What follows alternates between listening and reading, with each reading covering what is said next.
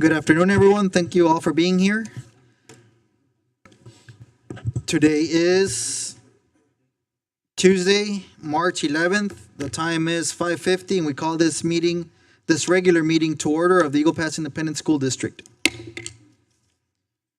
First, we will have Pledge of Allegiance. Mr. Mijares, will you please lead us in the Pledge of Allegiance?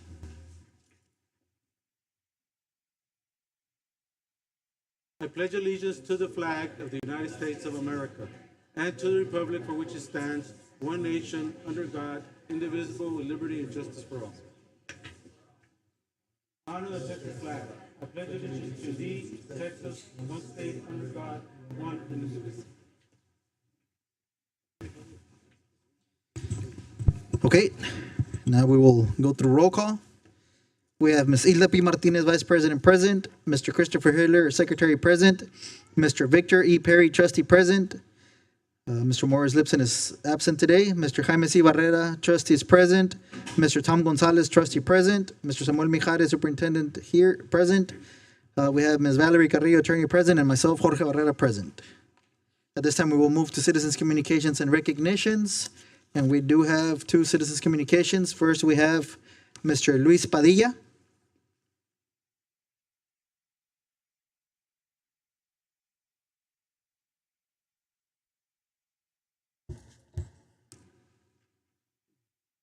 Appreciate it, guys, again. I know last time you had trouble hearing me. Was it true? Can you hear me now? Yes. I'm again here. Same thing. I came last month. Basketball program we provide. It's called Play for God Organization. We want to provide more for the youth. We started last week. We had 32 games, and we're going to have 32 more this coming week. But unfortunately, we had to let go like 5 teams because they couldn't afford it. They couldn't pay the $45 per participant. Or parents can't go in because we charge $7 to $6. I'm here just to ask you, please, if you could help us out. I put some pictures out there. I don't know if you guys received them. We've been doing this program since 2009. We've impacted so many youth. I think the beginning of 2009, we had 17 teams. Before COVID, we had over 100 teams. Those kids, if you see them in the picture, they graduated like 10 years ago, maybe, generations. Those kids are doing something. Those kids were my kids. My daughter's in El Paso, married to a military person. My son is in Dallas, his own business. My other older boy, he's a firefighter, EMT in Eagle Pass. Not only that, all the kids that have been impacted for the basketball program, there's been so many. Not only we provide basketball, but we provide our program too. So we take kids to tournaments. With the funds that we raise, we're able to take a lot of kids that can't afford it. We had a gentleman, he was from CC Win, talking about maybe 10 years ago, he couldn't afford to go to Corpus. But because of the help of you guys, we didn't charge that much, so we had enough money to take them to big tournaments. So I just ask you to please help us out. I know we have a new price on what we gotta pay. I'm gonna say $32,000 for the gym. And that's 10 Saturdays. We gotta charge. We pay every week $3,227. And thank you for Mr. Mijares. He's helping me out every year. If we could help us out, we could help the community. Not only that, we have kids that come from all over. I'm talking about Del Rio, Eagle Pass, Carrizo, Uvalde, Cristo, Allende, Nueva Rosita that come down and play over here. Not only that, they're spending money in Eagle Pass. So 86% of those teams are from out of town. 15% are from Eagle Pass. So I would ask you to please help us out with this community. I would ask you to please be an impact to the kids that can't afford it, that want to play in the league, but they can't. They just don't have the means with it. I had to let go 5 teams. There are 10 players in each team. That's 50 kids that could be doing something else out there. Or they could have been playing basketball in the courts, in your gyms. So I ask you, please, again, like you see in the pictures, the reason we started this basketball program is because the drug cartel was using our youth, smuggling their stuff. And I had friends, kids, that were involved in that program and that stuff. They're smuggling their drugs back to the United States. They're smuggling their money back. So that's the whole reason we started this program. Not only that, if you see some of the pictures, we have pictures in the Boys Club. It was packed. We came to you guys like 15 years ago to ask you to please help us out, and you guys did. You waived all the facility fees, and we paid only for the safety of the kids as police officers and the custodian. We paid only for that. That was $810 weekly. Now we pay over $3,000, $3,200 a week. So it impact is the community, not us, not you guys. It's the kids. The kids are the ones that are being impacted. So we went with you guys. You guys helped us a lot. So I'm asking you again to please help us a lot again. Like I said, we had to let go 50 kids because they couldn't afford it. So please help us out again. Pictures there. You see pictures from all over from 2016. I wish I had more. I just couldn't find them. But we used the high schools and we used the junior high for that price. Like I said, we have volunteers to help us out every single year. And I thank you for that too. So please, if you could guys talk to each other and just help us out, please. Okay? Thank you. Any questions for me? Anybody? We can't, but we can hear you. Any questions? No, You're good? Thank you. Yes. Appreciate it. Thank you guys Mr. very Padilla. much. You guys have a blessed one. Have a good day. Thank you.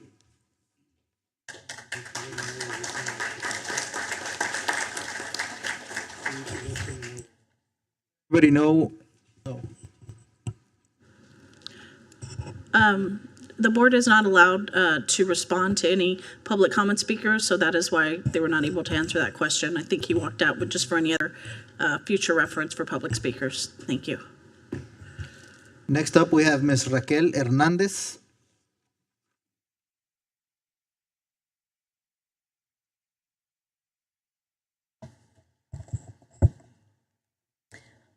Good evening, EPISD, administration, and board members.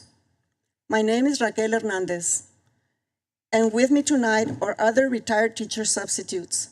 You all stand. Thank you. Currently, in our school district, 65 retired teachers work as substitutes. Our group consists of at least 30 of those 65. Of course, not all of them are here because they do work and they're tired at the end of the day. 2 years ago, we formed out of the need to address the low pay EPISD offers us. On March 21st, 2023, as our school district was preparing the budget for the following year, we presented a request before the school board for an increase in our hourly pay. On that day, we explained how certified degreed substitute teachers are an asset because of our decades of teaching experience, our knowledge of child psychology, our skill at classroom management, and our love and respect for the students. We do appreciate the $2 per hour increment that we received the following year. However, we would like to see a fair compensation for certified degree teacher substitutes who love their profession and still enjoy educating our community's children. For years, EPISD has kept our degreed certified teacher substitutes at the same extremely low pay. As a matter of fact, 20 years ago, certified retirees were paid more than we are today.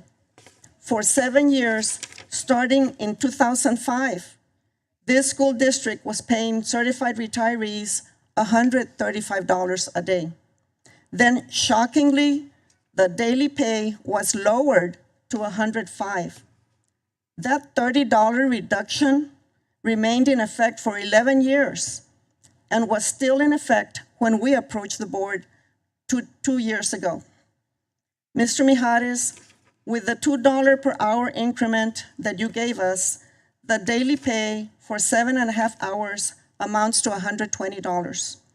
Nowhere close to the $135 of 20 years ago. Just like in 2023, we are asking for a daily pay of $150, especially since many of us help with TELPAS and STAR testing. Even our neighbors in Carrizo Springs continue paying $150 to their certified degreed retirees.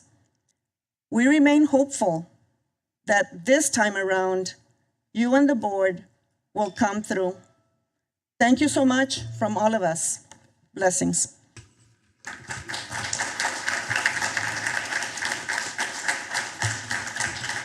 Thank you, Ms. Hernandez. Thank you all.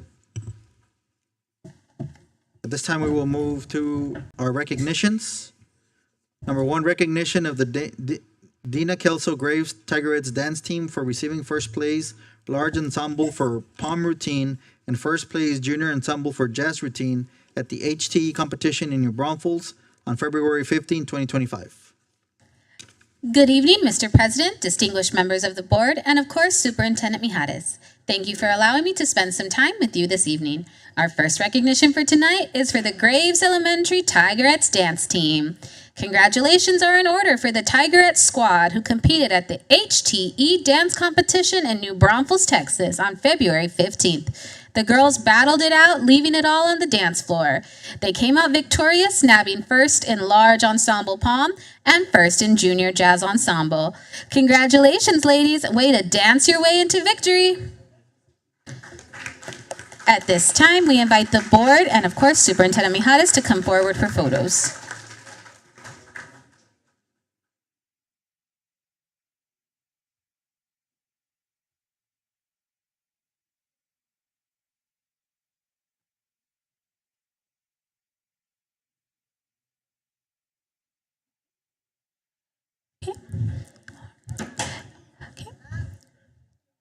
Before we get our official photo, if there are any parents that would like to come to this middle area to get your shot of the group, you can at this time before we get our official one.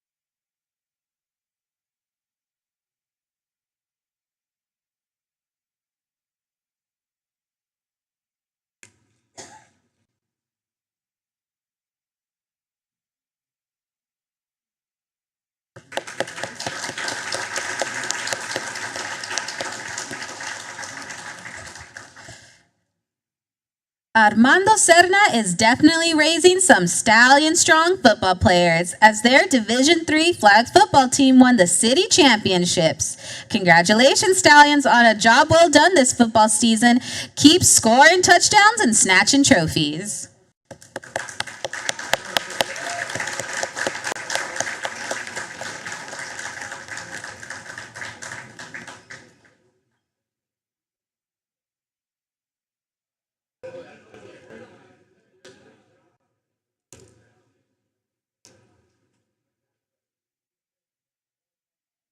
Okay. Once again, as before, parents, if there's anyone who'd like to come and get their photo, now's the time to do so.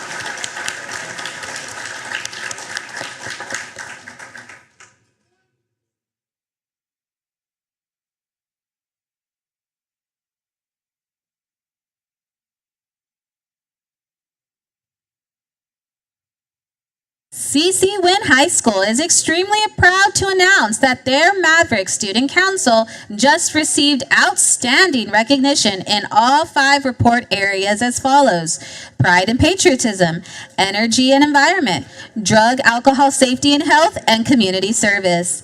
The Mavericks are also proud to boast that they received the prestigious title recognition of District Honors Council. Also, in the top 10 video for their council awareness project and their top 10 project for a Maverick County Christmas, recognized statewide. Way to go, Maverick Stuco.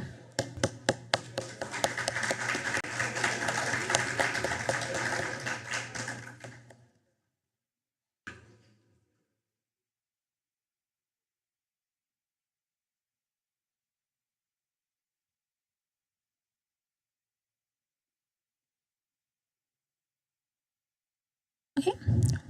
If there are any parents who'd like to get their photo at this time?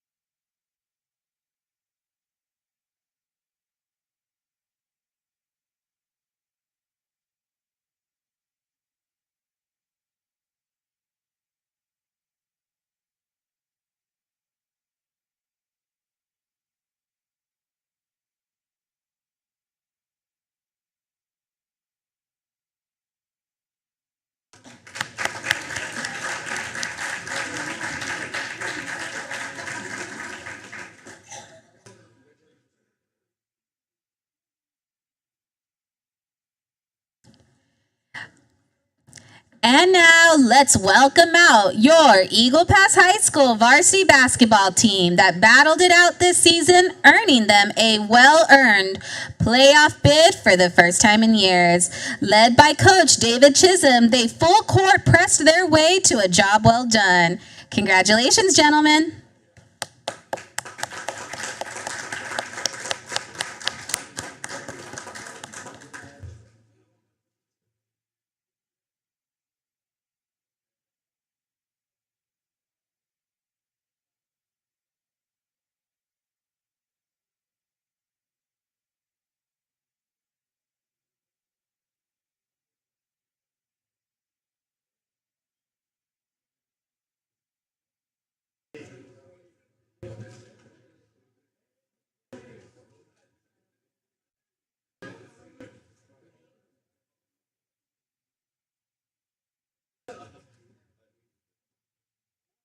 We do invite our parents to come forward for photos at this time.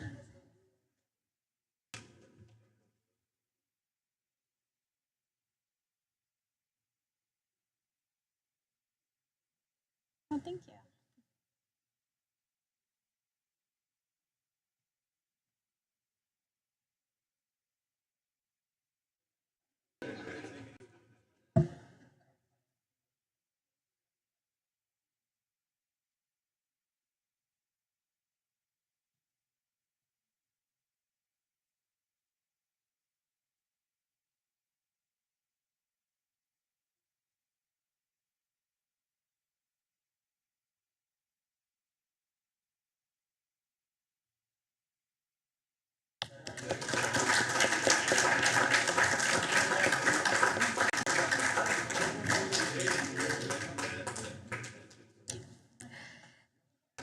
Congratulations to Eagle Pass High School's band member Santiago Villarreal on being selected to the Texas All-State Music Ensemble. Through a series of auditions, Santiago and his bass clarinet were selected to perform during the annual TMEA Clinic Convention held in February in San Antonio. Way to go, Santiago. We all applaud you for this remarkable feat.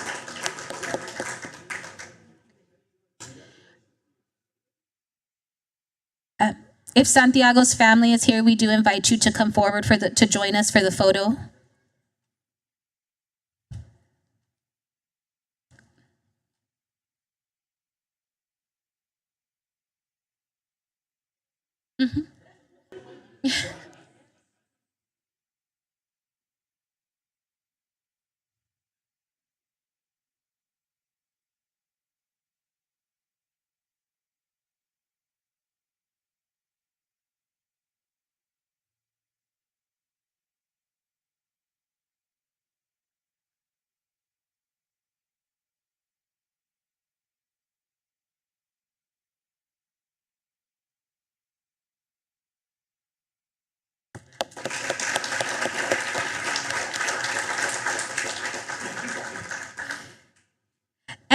rounding out our recognitions for this evening, let's give it up for your Eagle Pass FFA chapter conducting team for competing and advancing to the state finals.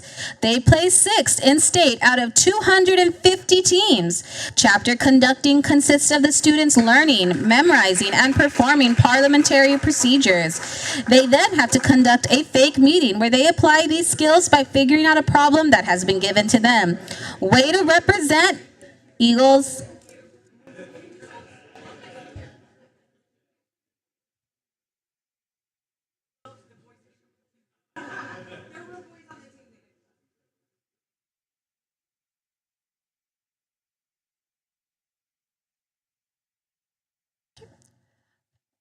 Once again, parents, we do invite you to come forward for your photo at this time.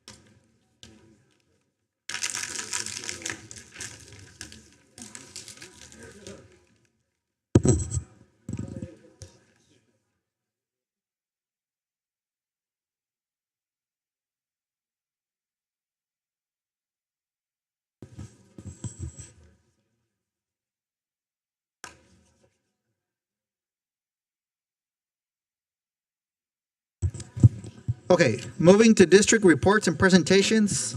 We will take 1, 2, and 3 together. Mr. Mijares, we're good? Todo bien? Any questions from the board? Nope. All right. Then we will move to number 4, presentation of the Eagle Pass Independent School District's 2024-2025 annual report. Mr. Martinez?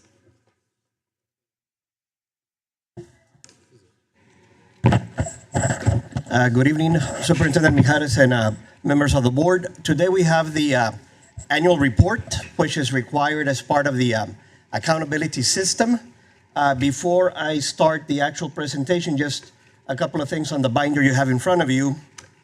The first tab or section of the report is the actual PowerPoint that will be on the screen. And the second tab that follows is the actual TAPR, the one that by law we are required to present to you. Of course, we use the PowerPoint to make it a little bit more user-friendly for everyone involved here. If at any time you have a question, please let me know.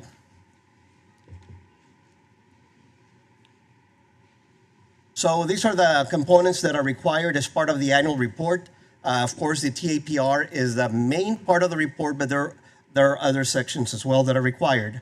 District accreditation, of course, the TAPR, financial standard reports, campus performance objectives, violent and criminal incidents, report on higher education, and the early childhood literacy, mathematics, and CCMR board plan. The TAPR, of course, is the biggest of them all. The first item we have here is the district accreditation. Since there's no accountability, or has been for the last couple of years, the accreditation has been delayed, just like last year, 23, same thing with 24. Again, the campus accountability ratings, they're delayed. They're still in litigation, both the 23 results and the 24 results, they're delayed as well. Therefore, there's no campus distinction designations. But we do have star data. So that data comes straight from the TAPR report. You have the different grade levels and the different areas. Like the first column, you have ELA by grade level. You have mathematics, and then you have science, and you have the plus or minuses. So regardless of whether it went up or down, they're in red colors. So red does not necessarily mean that it went down. We have a couple of grade levels in reading, such as third and fourth, that had an improvement of 2 and 3 points respectively. Then we have a dip there in fifth grade. Then we had a couple of points higher in sixth grade. Same thing in seventh grade. We had a dip there, as well as eighth grade and English 1, which is usually tested in ninth graders rather. Then we have English 2 with a positive 3 or 3 plus 3 point improvement. Then we have the mathematics scores as well. Same thing. We have a -3 there in third grade, a +1 in fourth grade. Fifth grade was apparently a cohort issue if you look across. So that's -8. Sixth grade -2. Seventh grade no change. Eighth grade -4. And then algebra 1, which is usually tested in ninth grade, no change. Now we do need to remember that this last year, we had what we call START 2.0. That was a change on the examination, and that was the root of the lawsuit that some districts presented to the state. That's why they went into a litigation, because of that particular change in the examination. The test itself is not called 2.0, but that's how they call it, START 2.0. Officially, it has not been changed, but that's how it's being referred to. And then you have science. Science only has fifth, eighth grade and biology. Those are the scores. The -8, -9, and +5 in biology. And then we have social studies, which is only tested in eighth grade, and then U.S. history as an EOC. Now, the approaches level, which is what we just presented here, is what is required for state accountability. So you're going to see approaches level, and then you're going to see on the next slide, also on your presentation, the meet standard. This is for federal accountability, which is at a higher standard, a higher threshold, and it's outlined the same way as the approaches. We use the same method. And then last but not least is the masters. This is what is used for the distinctions, okay? So this is used for awarding distinctions to the various campus according to their performance. Of course, there were no distinctions because there was no accountability rating issued this year. At any time you have any questions, please let me know, because just in case I go a little bit too fast here. We do have also the 10-year comparison in attendance, with the latest one being 2023 on the far right. And you can see the change in numbers. If you look the last couple of years, 22 was the year we returned from remote learning. And that was a struggle for some families to send their kids back to school. And we fell under the 90-degree threshold. Then we picked it up to 91.2. That was 23. And then last year will not be reported until the following time around. We have the federal graduation rate, which is above 93%. The state percentage that is not reflected here is in the 96, 97, it's in the 97 range. That's our completion rate. And you have the different groups that you have identified there, such as education disadvantage, non-education disadvantage, Section 504, English learners, which we still use that terminology for federal accountability purposes. And we have also the disciplinary placements, students with dyslexia, which has been growing lately, and the at-risk population, which is was at 70% last year.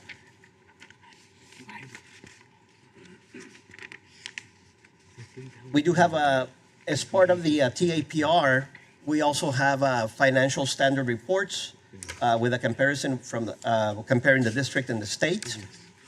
I know those are usually presented on a regular basis by Mr. Mijares, but we are required to put it in this report as well. So they're in that area for your consideration.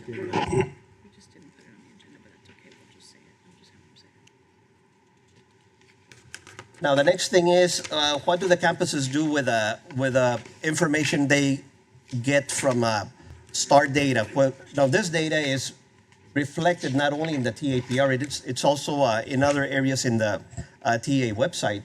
So what campuses are supposed to do, they look at the data according to the performance of the previous year, and then they get a projection or a goal rather as to what they want to attain this current year that we're in right now, which is 24-25. So that is a requirement, and each campus is reflected there on their projection, or actually their targeted goal in each area that is assessed in STAR EOC. We also have a disciplinary cumulative report. So anytime there's a pink slip and so on, it is inputted into the system, PIMS, and it gets all of these numbers together, and this is what is being reported as well. This is part of the required reports for the annual report. Now this one right here, these are the students who graduated in 23 and entered post-secondary education. I need to clarify that the only numbers that we have here are those students who attended a Texas public school. So if they attended a private school, those numbers are not reflected here. Or if they attended an out-of-state school, whether it was private or public, it would not be reflected here because the Texas Higher Education Coordinating Board does not track those students. This is only those who enrolled in Texas public schools. So you see the numbers across on that table.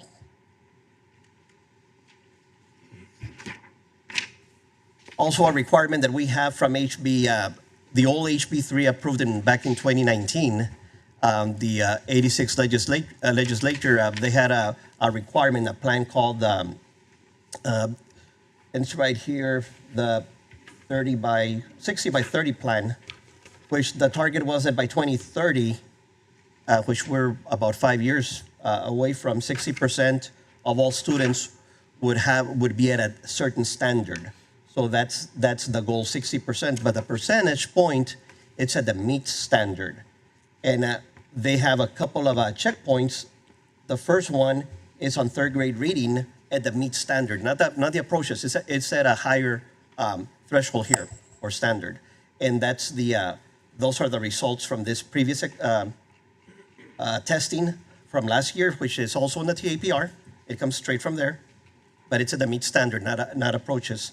And we're supposed to look at third grade reading, and we're supposed to also look at third grade math.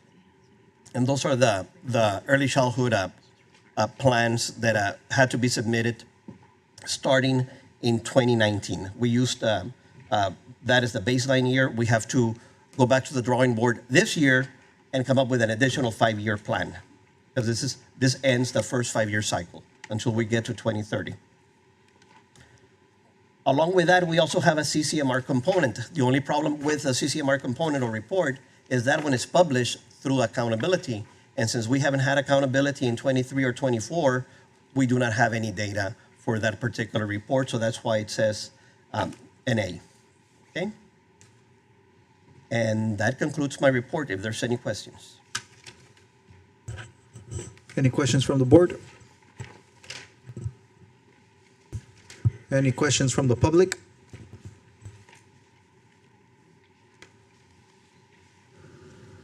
I'll just clarify, the state law requires actually public comment on the TAPR annual report by school district, so if there's any comments by the public, you may do so now. If there is no questions from anybody, thank you. You're welcome. And we conclude this presentation. Okay, now we'll move to action items. Number 1, consider and take appropriate action on the request to adopt Resolution 2024-2504 to nominate a candidate to serve as Board of Directors of the Maverick County Appraisal District, MCAT. We had Ms. Purcell, who resigned. Is that correct, Mr.? Ms. Purcell resigned from the MCAT? Yes. So there is an opening at this time, and we will take a nomination for a candidate. The original, but no salió allí. It's in the poster. Tom, Mr. Gonzalez, would you like to? Yeah, it's a. There is a nomination by trustee Hiller to nominate Mr. Tom Gonzalez. Do we have a second? Second. Second by trustee Martinez. If there's no other questions, all in favor? All opposed? Motion passes. Congratulations, Mr. Gonzalez. Just another meeting. Number 2, consider and take appropriate action on the request to approve the 2025-2026 school calendar and payroll direct deposit schedule. Mr. Mijares. Yes, yes. Yes, we have the school calendars. We have Mr. Camarillo here. He did the tallies on the approval of the calendars and also on the payroll direct deposit. And I think it was A for both. Thank you. Was it pretty much very one-sided for both votes? So it's the same as we have right now. On my question, what has been the reason that it brings a lot of complaint from the employees about there being a 3-week gap period when everything is done in a bi-weekly, I would think? Is there a period where there's more than 2 weeks before they get paid on some of these schedules? Yes, there are periods that are like that. We try not to have so many pay periods like that, but when we have a holiday, a major holiday, that they get they get paid before they leave for the holiday, that's when we have those large gaps. And I'm talking about Christmas, Thanksgiving, spring break, when we have those large gaps. So that's when it happens most of the time. Or when we have some holidays that we try to pay employees a little earlier, as it's in the schedule. That was Schedule A. Schedule B was pretty much what we had before COVID, and most of the employees want to stay the way we are right now. Just to clarify, I met with TCTA. They had a Q&A with the superintendent. I think it was a couple of months ago, and I clarified that situation, especially in Christmas, and they understood that they didn't want to be paid after Christmas. They prefer to get paid before Christmas. So that was one of the biggest reasons that they decided to vote for A, because they do not want to. They need the money before Christmas. So we can pay them after Christmas, but to avoid that 3-week gap. But no, they sort of said, Mr. Mijares, just leave it alone. So I think that's some people don't understand that. But once I explained it to them, they said, no, you're right. So that's why I think most of them voted this way. Mr. Mijares, either of you, there's still a lot of complaints on social media regarding this pay schedule that the teachers either don't accept or don't understand. I was told that this was given to the teachers and to the employees twice a year. Is that correct? That it's given twice a year. Is this information given to them twice a year? Could it be put out somewhere so that they stop questioning to see when they will get paid? Yes, Because as of yesterday, this was still a concern on social media. Yes, we started last year. When they vote for it, they actually get the schedule. They get to see both schedules. So we started giving them the schedule through the voting process since last year. This is the second year that we do it. And then I send it out to the campus and not to all the campuses, and it's also provided to them. We can also guide them to look it up on our webpage, and that way they can see it there on our webpage. So that way they can be informed of when they're getting paid. Whenever we deviate from the schedule, like Mr. Mijares was saying, we will deviate sometimes because they want to get paid before a holiday. A holiday's coming up and they want to get paid. And sometimes when we deviate it, we only deviate so they can get paid a day or two earlier based on a special request. But we can have it available on our webpage, and now they have it because that's basically what they vote on. I think it was pretty. The voting, I think, I'm not looking exactly the percentage, but I think it was overwhelming. It was about, I think it was 75% that want to keep the schedule that we have. And this time we did it a little different with the help of Mr. Rolando Salinas. We made sure that everybody voted, all the manual trades, and everybody that did not have an email, so they were able to cast a vote. Last year we didn't do that. This year we took us a little longer, but we had more time, and we got everybody to vote on it. Very good. If I'm correct, or let me know or not, the payroll schedule gets emailed to all employees, right? So they can just do a search payroll, and the payroll schedule comes out on their email. Maybe a possible highlight of the several times that they'll get paid in a 3-week span, and then also a highlight of the times that they're getting paid early, just so that it's visible to them and it's possibly appreciated. It's explained. And explained, yes, thank you. Thank you, Mr. Mijares. Perfect. Any other questions? I just want to clarify on, I think on what Trustee Hiller was mentioning is recently, as far back as, just recently in January, there was an issue with direct deposit. I think that's what he was referring to. And that was clarified. That's what they're trying to avoid in the future. Also, I noticed on the pay schedule that in December, they do get back-to-back checks on the 12th and the 19th. But then there's a 4-week gap before they get another one, so, correct.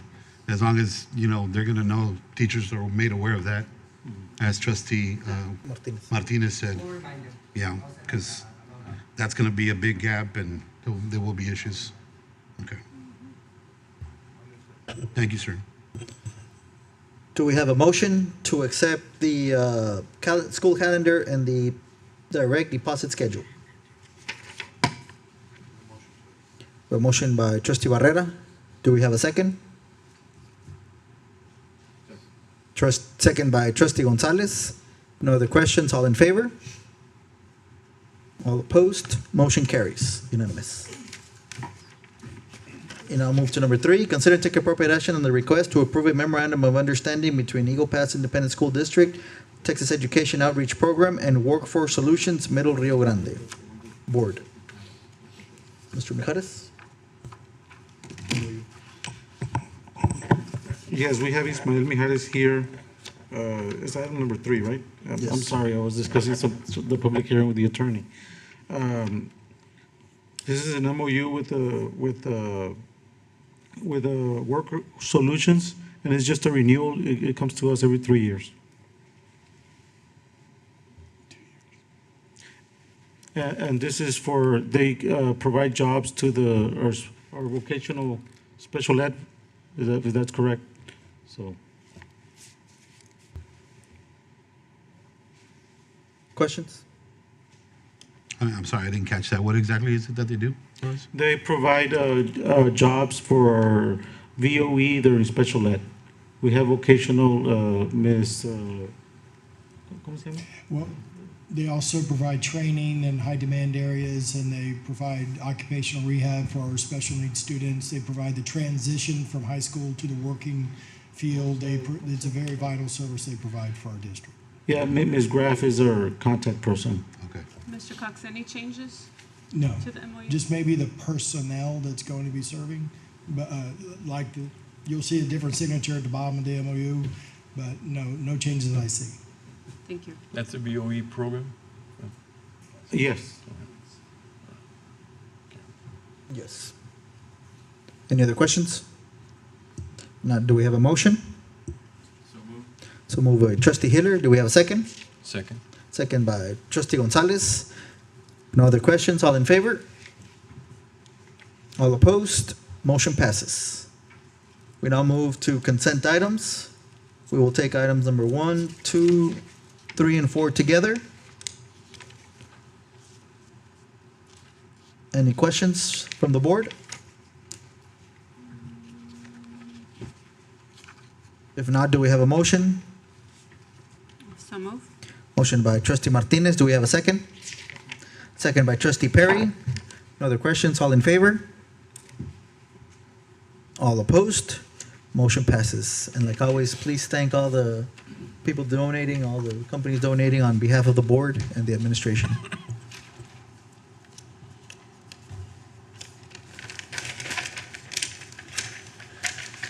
At this time, the Board of Trustees of the Eagle Pass Independent School District will convene in closed session as authorized by the Texas Government Code, Chapter 551, to deliberate upon the following matters. Number one, the board will hear the request to hire personnel to fill the vacancies pursuant to TGC 551.074, and the board will hear the request to approve term contracts pursuant to TGC 551.074. Do I have a motion to convene in closed session? So move. So moved by Trustee Hiller. Do we have a second? Second. Second by Trustee Gonzalez. All in favor? All opposed? Motion passes. The time is 6:37 and the date is Tuesday, March 11, 2025. And the Board of Trustees is now in closed session and no action will be taken in closed session.